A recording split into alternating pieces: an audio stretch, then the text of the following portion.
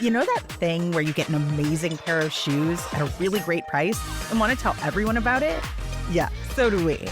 Here at Designer Shoe Warehouse, we'll give you something to brag about, like the latest styles from brands you love, or the trends everyone's obsessing over, or shoes that make you feel like, well, you.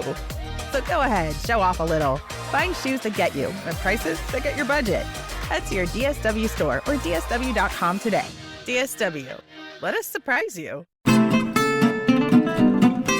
The beach is 8 hours to probably have 35 minutes of fun. What fresh hell? Laughing in the face of motherhood. We were willing to find things fun that really weren't a little more back then. With Margaret Abels and Amy Wilson. What is it that's keeping these things from being fun? A podcast that solves today's parenting dilemmas so you don't have to. All right, how many more kills do you need until you beat the level? Okay, as long as you don't interrupt my conference call, I'll allow it.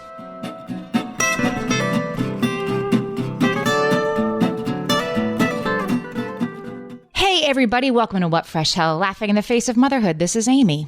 And this is Margaret. And today we are talking about things that should be fun but are not fun. This topic was suggested by a listener named Rachel. She suggested this in the Facebook group just sort of for giggles. And we were like, oh, this is our next topic. We announced it on the What Fresh Hell page. And Rachel said, oh my God, I feel like a celebrity because we picked her topic. Rachel, you are queen for a day because today we were using your... Queen for a day. Gather your minions around and tell them all you are the queen. So we asked all of our listeners to tell us things that should be fun but aren't. We have some hilarious answers. I'm going to start with Rachel's because she's queen for a day. It's her episode. Sure, of course we should start with her. We should start with what Rachel thinks.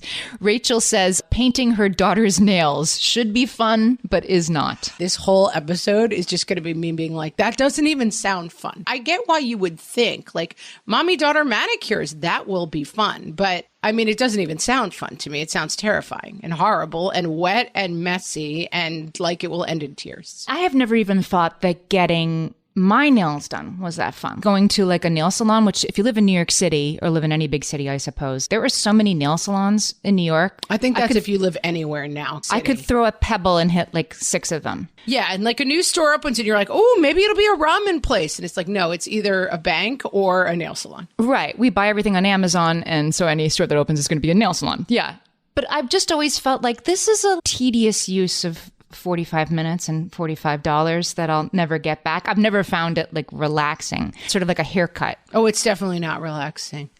My nightmare experience is getting my makeup done and even getting my hair done. I think about people being actors and starting your day every day, getting your hair and makeup done to me is the worst day. It's great to have had your hair and makeup done. That's true. Right? That's fun. That's true. But getting it done, terrible. Should be fun, but is not. I have to shout out my favorite book of all time. I mean, it's in my top 10, which is A Supposedly Fun Thing I'll Never Do Again by David Foster Wallace. Have you read it? No. Is it 1,100 pages long? Because that might be why. Everyone carries around in college and acts like it's their favorite book. But have you really read Infinite Jest? Probably not.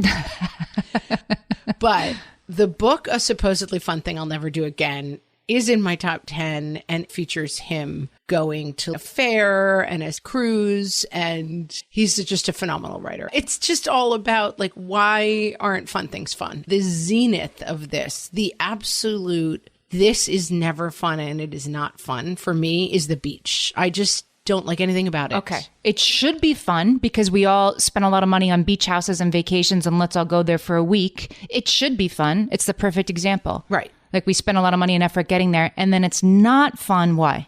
Because there's sand. Because there's sand. There's bugs. There's water. There's sand. There's water. No, I don't like to get wet. I've said this a million times. My sister is a masters swimmer. Masters means you take it up or you do it, I guess, later in life. I don't know. I think it's over 45. Speaking of things that are not fun being over 45, right? Yeah, that's not fun. But anyway. Doesn't sound fun, is not fun. It shouldn't be fun, and it isn't. But she gets up at like 4 o'clock in the morning and jumps and swims around in the ocean. Yeah, I don't like being wet. I don't like being cold. It ruins my whole day to get wet. But you don't even have to get wet to have a bad time at the beach. You go to the beach with the kids. I've done this. You drag your stuff a full 3/4 mile from the parking lot, right? the cooler, the thing and the thing and the, you know, and the thing you have to blow up and whatever, and the bag and the shoes. They don't. The umbrella, which is banging against your calves and like injuring your ankle bones. Right. The umbrella, whatever. And you get there, and then it takes you like 25 minutes to set it all up, right? To get the umbrella locked and dug in. While you're like, if you've got young kids, like while you're setting it up and being like, stay away from it, don't run away. Your toddler is like mauling the person next to you or running into the waves while you're trying to get the umbrella to stay up. And then as soon as you're finally set up and you get all four ends of the blanket weighed down and you hand out the sandwiches and the chips, as soon as all the food that you brought to last all day gets eaten all at once, as soon as the blanket is set up, then what happens? Everybody wants to go home. Everybody says, when are we leaving? It's just sand in every crevice. Like even the sandwiches, it's just sandy and gross. That's right. And then everybody wants to leave. Sunscreen. Terrible. And then the sand in the sunscreen. And then there's someone next to you playing bad 90s music, but at a like volume. Like that's all you can hear. Like a barely audible? That's so much worse. I mean, I don't want to hear your music. You're not enjoying the song, nor are you in silence. I have definitely, I think, off mic complained to you about being in a hotel, like a resort kind of thing, looking at the waves, and you walk out of your hotel room to like walk along the beach without your kids at 6:30, because then that is kind of fun. And there's only one problem. Instead of the sunrise and the whoosh of the waves, you have like blasting from the pool area. Not only have you complained about this on mic, but you've ruined my life. I never used to notice this. And we were just this summer, after discussing it on the podcast, we were at the largest pool in Texas, Amy, in fact, at a resort. That shouldn't be fun and isn't fun. Shouldn't be fun, wasn't fun. Yeah, it's just like largest pool. It's two words that shouldn't go together. There's nothing good about a pool being large. It just means more humans in the pool and more gunk being in the pool.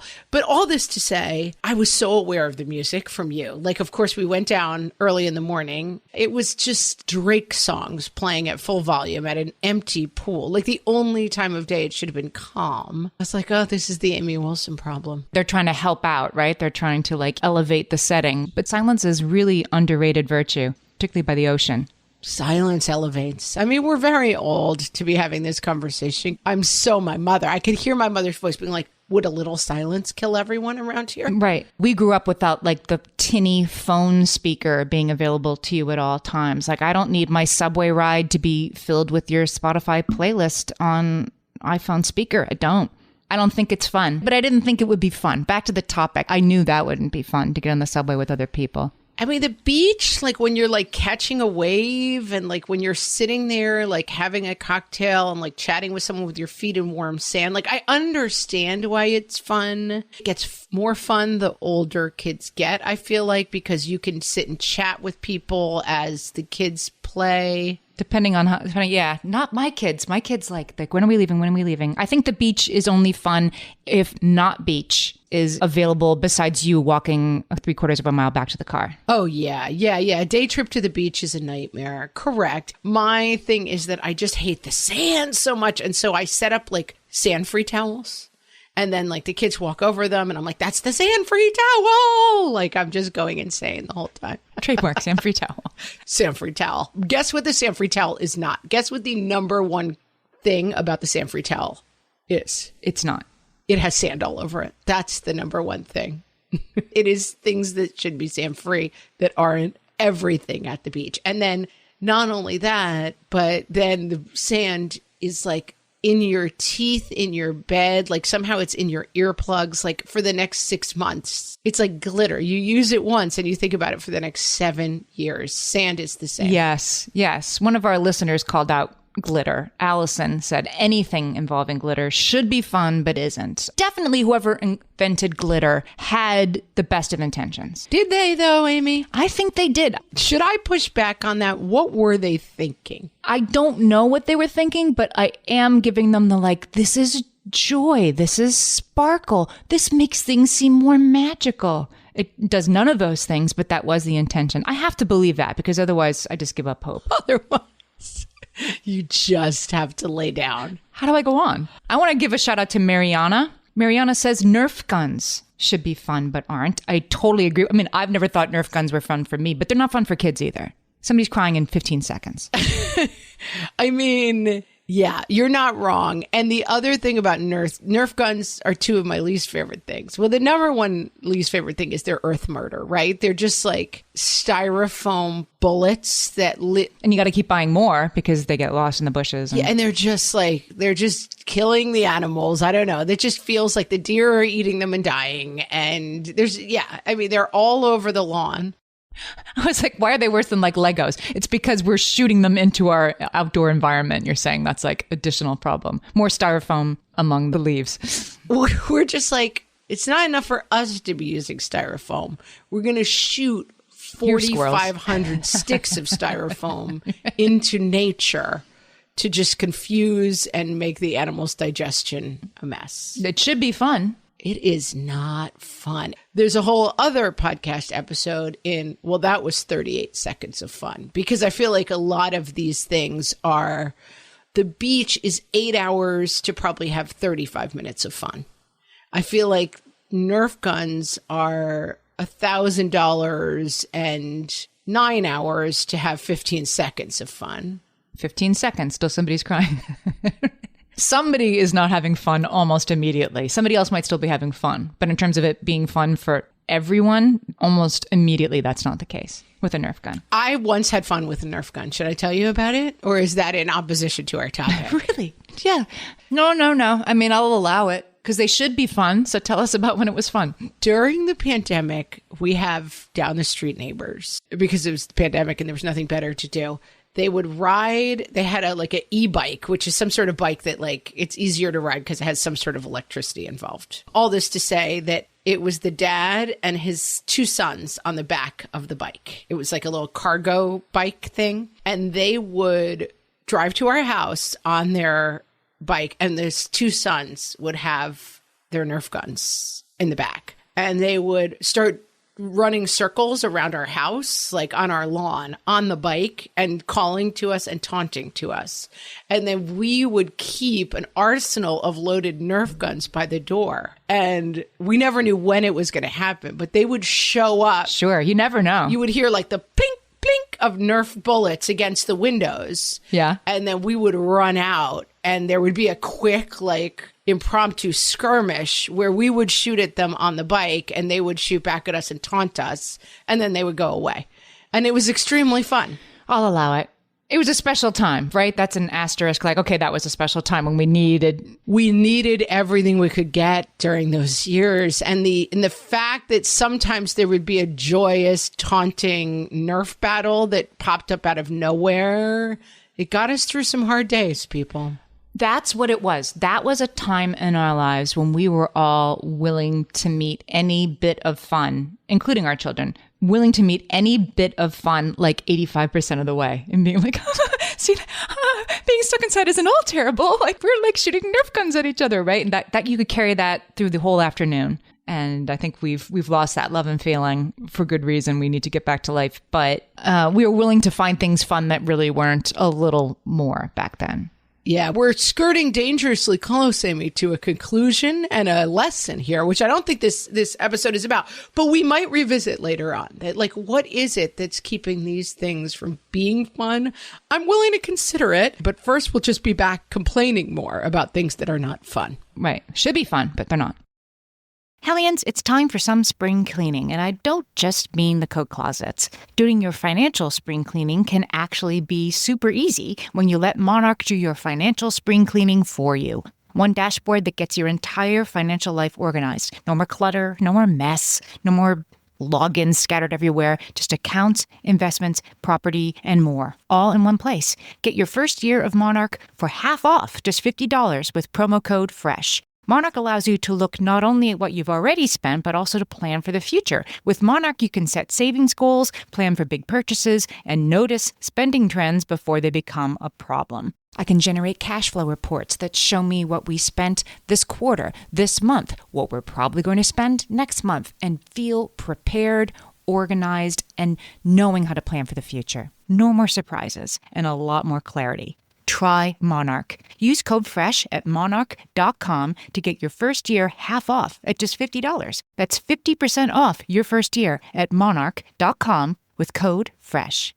My favorite skincare products actually feel more like self-care, like they're so nice to put on and they smell so good that I'm actually happy when I get to that part of my day. And I swear that is how I feel about Osea's anti-aging body balm. Amy, you are usually the lotions and potions queen on this podcast, but I have to say, hard agree. Osea's anti-aging body balm is a liquid silk body balm that combines the lasting hydration of a lotion with the firming power of a serum, leaving skin smoother and firmer. This body balm is clinically tested and designed to deliver visible results you can see and feel. So we've gotten to use this product for a couple of months now, and I swear I have really noticed firmer and smoother skin, like on the back of my hands. It's like getting a mini spa treatment from head to toe. Get a spring-worthy glow with clean, clinically tested skincare from Osea. And right now, we have a special discount just for our listeners. Get 10% off your first order site-wide with code FRESH at OseaMalibu.com. That's 10% off your first order with code FRESH at OSEAMalibu.com. All my kids learned to swim when they were little. It was super important to me that they be confident and safe in the water.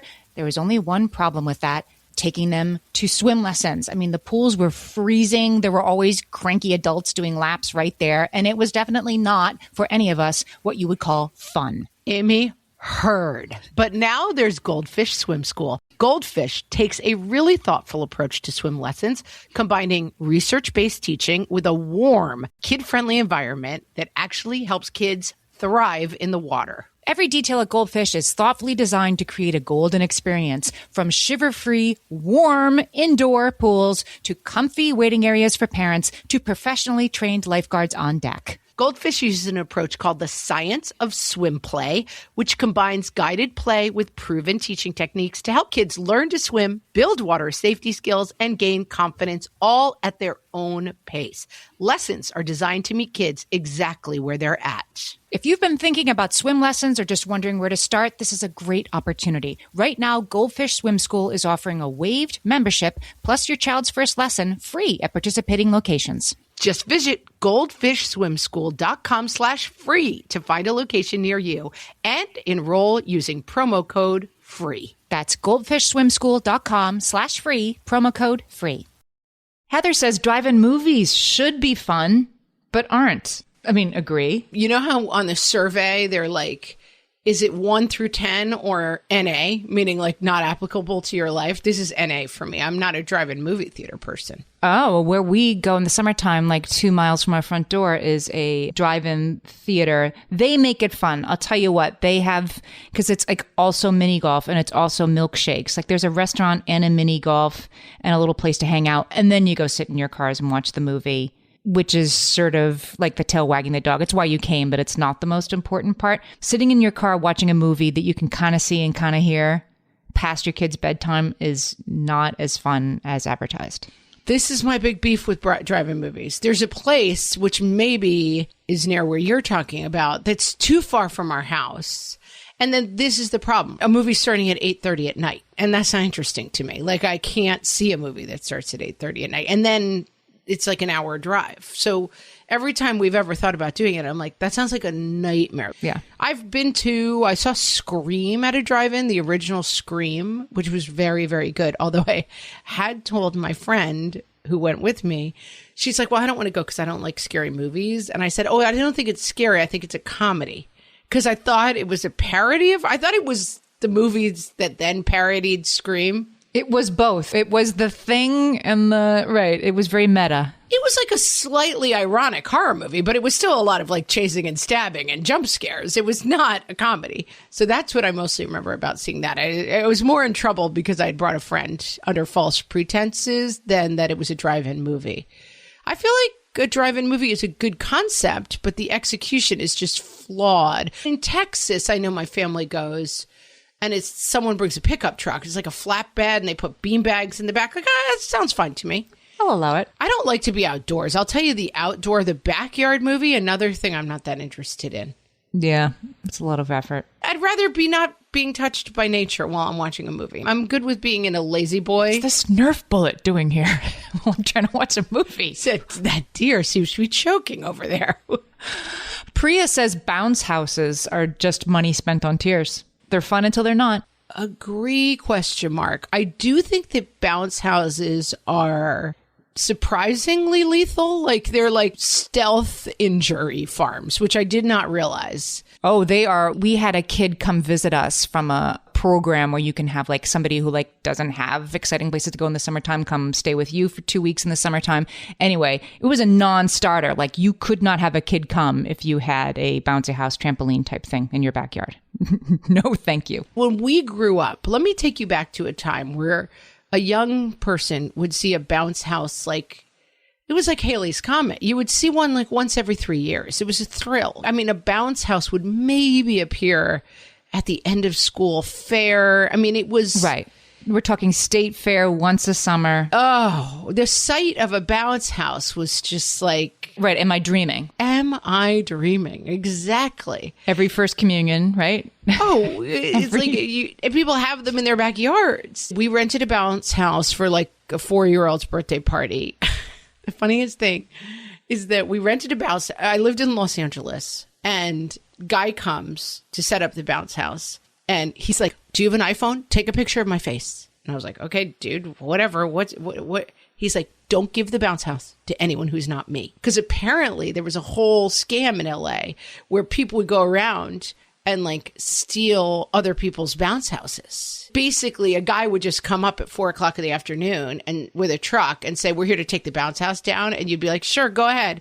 They'd take it down. And they weren't the bounce house guy. They were stealing the bounce house for their own bounce house business. Do you remember the news story? It was a couple years ago. There was a bounce house that I'm laughing because I think it all worked. It was okay. But flew away, achieved liftoff with the kid in it. Oh, like 60 feet in the air. Yeah. And like, woo, yeah. It's not worth it. Not worth the trouble, I would say. I mean, the biggest thing about a bounce house, which it just never occurred to me. My biggest memory of the bounce house is back in the day. I think they've solved for this. Back in the day, the floor of the bounce house was bumps, like a series of, like it looked like laying down, like picture like 12 hot dogs lined up next to each other. That's what the floor of the bounce house looked like, right? Okay. And what I remember as a young child is that like you lived in fear. If you fell in the crack between like the two hot dog bumps, you were dead. Like you couldn't get out, and people would just keep bouncing around you, and you would just be lodged permanently in the crack of the bounce house, like never to be seen or heard from again, basically. That's the problem with the bounce house. Like there's one kid screaming and you can't get to them because 24 other kids are still jumping and flipping. But I always thought, like when people said bounce houses were dangerous, I was like, oh, it must be the old like suffocating in the crack of the hot dog crack.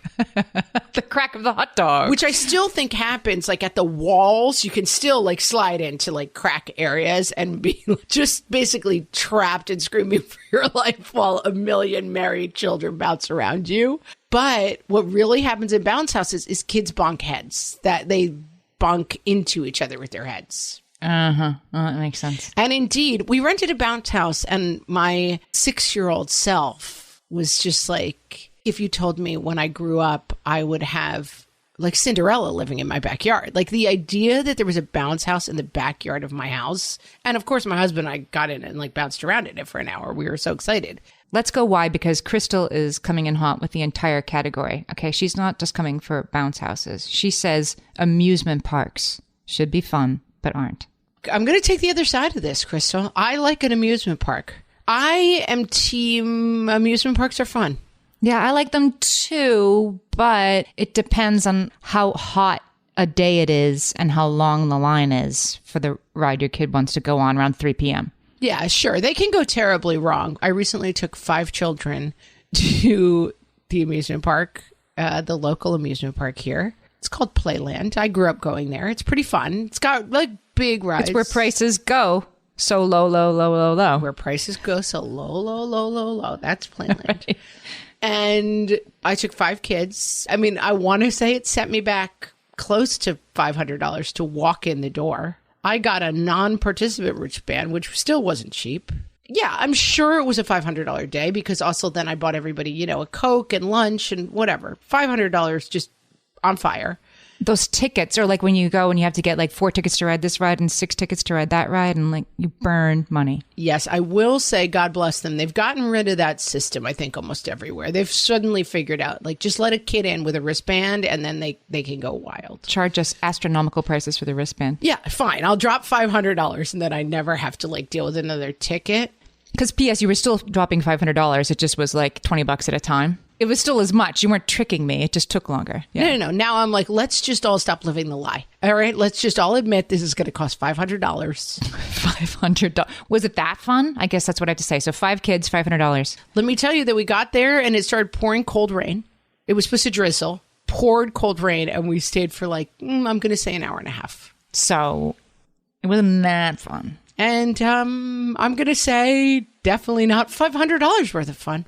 They all rode the dragon coaster once, and then they were like, we're cold and wet, and I took them home. Jessica says, I am not endorsing this point of view. I'm just saying it that Jessica says, especially the amusement parks that are mouse related are supposed to be fun but aren't. This is the two kinds of people. I love parks. I love the magic. I love, I just still have that. I am an ultra consumer. I see the characters. I go insane. Right. I love Disney, and I think it's because they at least figure out a way to keep it interesting, moment to moment while you're walking around and standing in line. Like you don't see Lilo and Stitch at the fair where you have to pay tickets for the fire truck ride. So I think it's more fun moment to moment. But is it perfect? No. I love it. We decided we were going to go once, and we kind of went all in. Although, of course, I was like, we're just going to go once and like no holds barred. Like, let's just save. And we saved up money for 2 years, and it was the dedicated fund. And I kind of approached it like no holds barred. Like, let's do it up. We're only going once. And let me tell you, I wasn't even close. Like, we started to look at no holds barred. I mean, no holds barred is like a college education. I mean, no holds barred, forget it. I mean, we still ended up like, okay, we can save a little if we did that and yet that. I mean, you still have to, even if you think you're going to like spend a lot of money, you're still just getting in the door. I mean, it's crazy. It's crazy how much money it was. Yeah. It's become an elite experience, definitely. We went one and done, like we're spending it all, we're going. And I will say, we want to go back. We loved it. Yeah, I like it too. But yeah, there are many factors that can... My husband tells the story of his family saving up. I mean, this is a long time ago. He was a kid. So let's say it's like the early 80s. They go to Disney World. They're staying in like in a hotel in like Kissimmee, St. Cloud somewhere. And it's pouring rain. And his parents are like taking it out on each other that it's raining on this Disney vacation. And I get it. Like when you hold it up that it's the most fun you will ever have per minute in your entire life, like almost anything's going to fall short of that goal. Well, this is, we've talked about many times, like expectation management goes out the window when you've spent all the money, and they tend to be really nightmarish experiences. And I do think that because we planned a long time and we were going to go at one point and then it was COVID and we kept kind of delaying. And the one thing we said was we were not going to go during a school break, and we ended up going during a school break, and it was crazy crowded. And I was kind of being the like, we have to get there early and beat the lines to use the app. And my husband luckily was able to sort of talk me down off of that a little bit as let's just calm down. And we had a great time. I loved it. I'm such a sucker for come to Mario's Bistro. And it's like, there's like a car serving you dinner. I'm meant for that. Let's go something like that's like way smaller. It's supposed to be way more achievable and fun, and definitely marketed to all of us as fun family movie night. Like, won't this be fun? We're going to pick the perfect movie and we're going to sit on the couch together and snuggle and eat popcorn. Kate says that's what she envisions. And in reality, it's her and her husband on opposite ends of the couch flinching while their kids jump around, and there's popcorn everywhere. And there's like a 0 movies that your kids want to watch that are okay for them to watch, that are tolerable for you to watch. There's a very short list of those, and they've watched them all already. Well, this is, I think, one of the big problems with family. When we were growing up, again, all the times, it was, again, special to watch a movie. My kids will mention movies, and I say, when did you watch that movie? It's like they watched it on their phone on a bus going to a soccer game. I think two things. Number one, you do not have to have popcorn. Popcorn is the nightmare of family movie night, and That's what makes it not fun. You don't have to buy into big popcorn. Like, you do not actually have to do the popcorn because that part is very stressful. I'm going to throw this out there. We had one very, very successful family movie night. And it was the movie Little Shop of Horrors. Musicals, I feel like, make for good family movie nights because when it gets boring, something's about to happen. The movie Little Shop of Horrors involves some murder and some domestic violence. So, like, it's not for...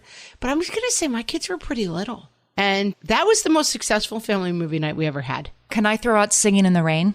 If you're going to watch, like, family movie that's a musical, too. And again, like, not for 4-year-olds, but I'd say like 6 and up can totally enjoy it and nobody gets murdered and Singing in the Rain. And it's silly, it's fun, it's funny. But I agree with you, Kate. Your point is well taken that the Venn diagram of acceptable and not terrible is so small. Very, very small. All right, we'll be right back with even more things that should be fun, but are not. Amy, let me tell you about a magical place that is so exactly designed to be enclosed space, year-round fun for the whole family that I bet you already know what I'm going to say before I even say the name. Let's say it together on 3. 1, 2, 3.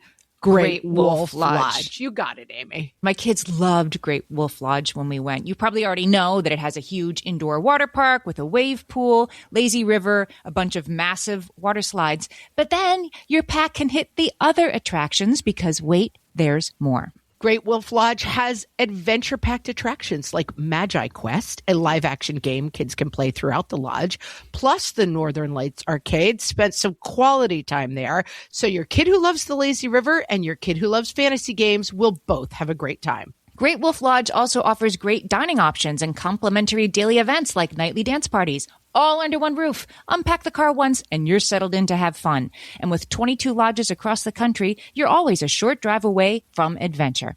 We've both had such great times at Great Wolf Lodge, so bring your pack together at a lodge near you. Learn more at greatwolf.com and strengthen the pack. Amy, when I'm having a good hair day, it usually makes my whole day better. And that's why on every day, I'm taking Nutrafol. Nutrafol is the #1 dermatologist-recommended hair growth supplement brand. And it's the #1 hair growth supplement brand personally used by dermatologists. Nutrafol's hair growth supplements are peer-reviewed, NSF certified for sport, and clinically tested. Nutrafol offers multiple formulas for men and women tailored to different life stages and lifestyle factors, so you get support that's actually right for you. Adding Nutrafol to your daily routine is easy. Order online, no prescription needed, with automated deliveries and free shipping to keep you on track. Let your hair be one less thing to worry about. See visibly thicker, stronger, faster-growing hair in 3 to 6 months with Nutrafol. For a limited time, Nutrafol is offering our listeners $10 off your first month subscription and free shipping when you visit Nutrafol.com and enter promo code LAUGHING. That's Nutrafol.com, spelled Nutrafol.com, promo code LAUGHING.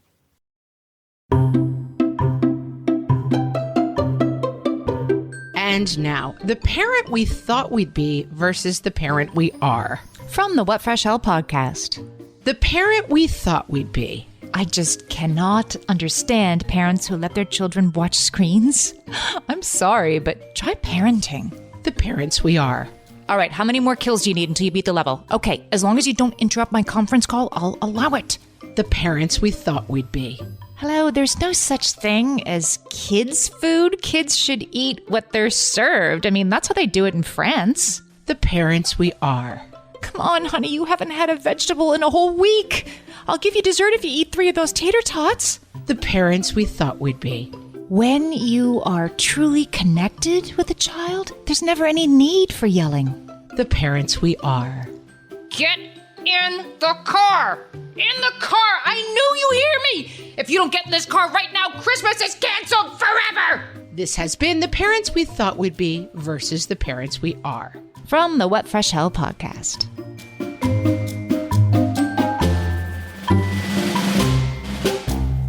Jenna says that baking with young kids, I thought this was a good one, is supposed to be fun, but it's not. She says it's just tears about who gets to sit on the stool, tears that you have to wait for it to be finished and bake in the oven before you can eat it. I regret it 100% of the time. Then there's people are like, this is organic learning. If you need 3/4, how many of the 1/4 cups do you need? I kind of get it, but it's exhausting and terrible. And also sometimes there's burning. It's not great. I mean, I guess it could be useful or educational. That's different from fun, right? Yeah, I think that's right. It's a bit of an expectation management thing. Cindy says making sugar cookies with kids is an absolute abomination. So keep that in mind. Thank you, Cindy. At least at the end, there's sugar cookies, though. I mean, that's a highlight. The Mom Hour did an episode on fun and expectations around fun. So I'll link to it in the show notes just because some of our listeners mentioned it and they had advice around baking. Again, like I know this was just supposed to be just complaining, no advice, but this advice from the Mom Hour I thought was actually really good. When it comes to cooking with little kids, decide what the goal is and then worry about that. If the goal is for them to have fun doing it, then do not care what it looks like when it comes out of the oven. If it's for them to learn the math stuff, again, don't worry about the final product. If it is for them to worry about the final product, then do it if they go to bed. Think about what you're trying to get out of it and then pitch it that way. It can't be fun and not dangerous and not boring and no tears. Like all those things can't occur with one sugar cookie making event. Yeah, and that certainly applies to all of the things. Like, why are we doing this is a great question. One we've often asked ourselves when it's 20 minutes into a day at the beach and the kids want to know when we can go home. Why are we doing this? Because we thought it would be fun. We thought it would be fun. And yeah, I mean, why are we doing this? Like, are we doing Disney because somehow we've been convinced that it is important to go to Disneyland as part of the American experience? Don't go. Mm-hmm. That is not a good reason to go to Disneyland. The number one thing I want out of a vacation is good sleep. Like I have finally realized, like as I prioritize things that are important to me on a vacation, good sleep is number one. That's all I care about is sleeping. And then seeing interesting things is probably number two. But I didn't sleep well at Disneyland. We had to be up at 6 o'clock in the morning. And then, we were up late at night. We did not get good sleep. And so while I loved our trip to Disney, it was not a vacation. It was a family event. Sarah, our listener Sarah, says that we should call vacations relocations because then you're reminding yourself ahead of time that this is something that's supposed to be fun, but it's not going to be. That's correct. Especially when you have kids under 5, you're not taking a vacation if your kids are with you. Maybe this is all about giving all of us freedom to not do this stuff. Like, don't make Christmas cookies with your kids if you know they're just going to fight or you don't even really like to bake that much and like it doesn't sound fun to you. Like, exit now. Take the next exit. Exit this way. Don't go to the drive-in if that doesn't sound like it would be fun, because even if it's marketed as fun, that doesn't mean it'll be fun for you, and maybe you can save yourself some time. Well, and learn as you go. So I have great memories of one of my biggest Christmas memories is making the Christmas cookies. We have 3 Christmas cookies. That's how we are. And what are your 3 cookies? What are my cookies? Butter cookies, gingerbread men, and then we make meringues out of the sugar cookies. Butter cookies, we only use the yolks for. So then we have egg whites, we make meringues at the end. I think of egg whites. Okay. So I do like that, and I do want to recreate the memory of making with my kids. But what I realized early on is the kids only like the part where you're rolling out the dough and using the cookie cutters. And so they don't need to be involved in making the batter, making the cookie dough. Right. I can do that the night before and put it in the fridge. I can even roll it out then. And they just kind of come by and and then you blare the Christmas music and maybe those batches kind of stink, And then if I want the good cookies, I make a couple myself because I know they're going to be the right thickness. I make some nice ones by myself. I make magic bars, and then I have this... magic bars? Yeah. Do you know what magic bars are? You know what? We'll put these in the next newsletter. If you want to subscribe to the newsletter... I'm not putting my butter cookie recipe. How dare you? Oh, come on. One of your recipes in the newsletter? I'll put the gingerbread, but you're not getting the butter cookie All right. recipe. The magic bars... Come on. That's my mother would kill me. Magic bars are readily available, that recipe, but saltine toffee is the one that I make that you make that and you bring that to a Christmas thing. And then the next year they ask you to bring it. Can you come and will you please bring some of that saltine toffee? Doesn't sound exciting. It's so That good. Does sound like a red light food for me. When I hit that sweet, salty taste bud, I just go nuts. All right. Well, if you want the saltine toffee recipe. It's my sister-in-law makes peanut brittle, and I beg her not to make it. I mean, I go from like enjoying peanut brittle to like joylessly crunching as it irritates the cuts in my mouth from the last round of it. This peanut brittle isn't going to eat itself. And my teeth are like begging for mercy, and I'm bleeding in several places. And your stomach, it's like leaden. It sits like a solid mass in your stomach. And yet, I don't stop eating the peanut brittle. That is my red light food. I can't have it around. Jacqueline has a classic. She says board games with little kids should be fun, but aren't. We're not a game family. And I was thinking about it the other day as I walked by the giant pile of unopened board games that we have, because one has such things. We are not a game family. And I feel tremendous amounts of guilt about it. I feel that games are developmentally great for children, but I'm not a game person. I hate games, and I'm not playing them. We do kind of play them because I have a couple of kids who are really into them. And they are nice because you are sitting at the table and everybody has put their phones away, unless you're playing a game that uses your phones. And even that's better than everybody sitting in close proximity looking at their phones. There's a game called You Don't Know Jack. You can play it on the TV. Everybody uses their phone as like their player to play. So fun. We were doing some Jackbox games during COVID, and they were fun. I like games where like you're connecting with other people, you know, and it was a family activity. We did find this game called The Mind, and we love that game. It's so simple. A really good game is like, my son likes one called Pandemic. That, it came out before the pandemic. Whoever you're playing with, you have to work together to beat the pandemic. He plays it with his cousins every time they come, and they had to play like 5 or 6 times before they beat the pandemic. And it was like this huge, the whole house was so excited. So Pandemic is like, that sounds like that shouldn't be fun, but it is. Who can say? Who can? It's the opposite, Amy. I used to babysit for my goddaughter when she was first born, and we would play Candyland with her. I remember she was 3. So this was before I was even a parent. There's some card you draw in Candyland and like you win automatically when you get the card. Everybody's yelling at their phones right now, but there's some card you get like Princess Gumdrop. And if you get that, game over, you've won everything. And we would play that, but they would carefully bury that card and have that be the 11th card. And then she'd go first so that she'd draw the 11th card, which was always Princess Plum-A-Lot, because otherwise it was just not, it was terrible. So you could do that, I guess. Oh, I mean, anyone who's played Candyland has palmed cards in Candyland, because it's like, we're not going back to the swamp again. We are almost out of this thing. I like cards. I love a good game of cards, but sitting around, I mean, I've said it before, the game where it's like, well, you're an elf level, and if you trade enough wheat, you'll get to go. I'm like, don't ever speak to me again. Lose my number. Forget we know each other. My sister and her family are big gamers. We have an amazing new game, and I'll try to play it with them, and they're like, why would you trade hay for iron? You moron. And I'm like, I'm out of this family. I don't want ever to see you or hear you or think of you again. I know what I'm getting you for Christmas. Well, I don't know what I'm going to get you, but I know who I'm going to ask. We did an episode a couple months ago. I've got a mom for that. Like, who's the mom you'd call for? And the mom I would call for, like, I need to get a game for this person. What's a great game?